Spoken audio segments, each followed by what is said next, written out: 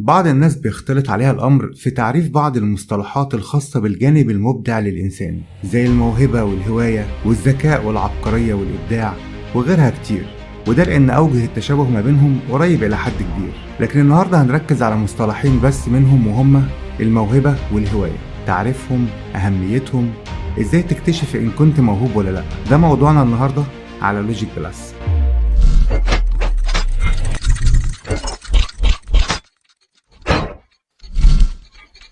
وقبل ما نبدأ في الموضوع، لو حد سألك وقالك الحاجة اللي انت شايف نفسك مميز فيها وبتعملها بمهارة وبشكل مختلف، يا ترى دي هوايتك ولا موهبتك؟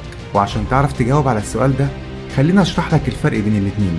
الموهبة هي نعمة من النعم اللي ربنا وهبها لك وخاصك بيها انت تحديدا عن غيرك، واكيد انت مش محتاج تبذل اي مجهود عشان تكتسبها، لانها هي اصلا موجودة فيك بالفطرة، وكل اللي مطلوب منك انك تكتشفها وتنميها وتشتغل عليها، وده لان هي دي الحاجة اللي هتميزك عن اي حد تاني. الهواية هي حاجة انت بتحب تعملها علشان تسلي نفسك بيها وتهرب بيها من الملل والزهق، زي مثلا ممارسة رياضة معينة او العاب الكمبيوتر او حتى مشاهدة ماتشات الكورة. يعني الموهبة ربنا خلقك بيها، لكن الهواية بتكتسبها من الحياة. والكلام ده بيتلخص في الآتي: الموهبة مش موجودة عند نفس الأشخاص بنفس المستوى، لكن بتختلف في تفاصيلها من واحد للتاني.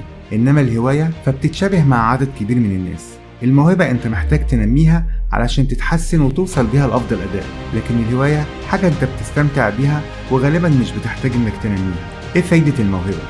الموهبة بتخليك شخص مميز عن باقي الناس، يعني بتعمل حاجة مش كل الناس بتعرف تعملها، بتخليك واثق من نفسك وبيكون عندك دافع انك تنميها، وده عشان كل موهبة وليها مهاراتها الخاصة بيها. كمان هتكون اي حاجة انت بتعملها ليها علاقة بموهبتك، انت هتنجزها بشكل مختلف عن باقي الناس اللي حواليك. ايه فايدة الهواية؟ الهواية بتخليك تحس بالسعادة علشان بتهرب بيها من المشاكل اللي حواليك، وبتساعدك انك تخرج الطاقة السلبية اللي جواك وتبدلها بطاقة ايجابية. كمان بتقدر تعمل علاقات اجتماعية خصوصا مع الناس اللي عندهم نفس الهواية بتاعتك. كمان من فوائد الهواية انها بتبعدك عن الوحدة والانعزال.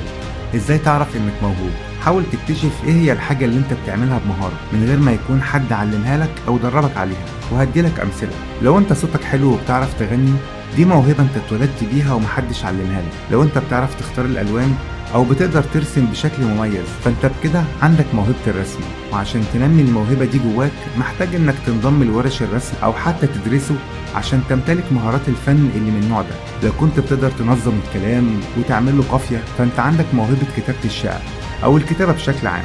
باختصار، لو كان عندك القدرة انك تعمل حاجة بشكل مميز ومفيش حد غيرك يقدر يعملها بنفس الشكل ده، فانت شخص بيمتلك الموهبة. واخر حاجة اقولها لك: ما تفرطش في هبة ربنا اديها لك وما تهملهاش ولا تموتها جواك. دي فرصة مش بتيجي الا مرة واحدة بس في العمر. ناس كتير حققت كل اللي هي عايزاه من خلال موهبتها، وناس تانية عاشت وماتت وما عملوش بيها حاجة. لو كنت وصلت لحد هنا، يبقى انت اكيد بتحب النوع ده من الفيديوهات. اشترك بالقناة وفعل زر الجرس، اكيد هتشوف حاجات تانية تهمك.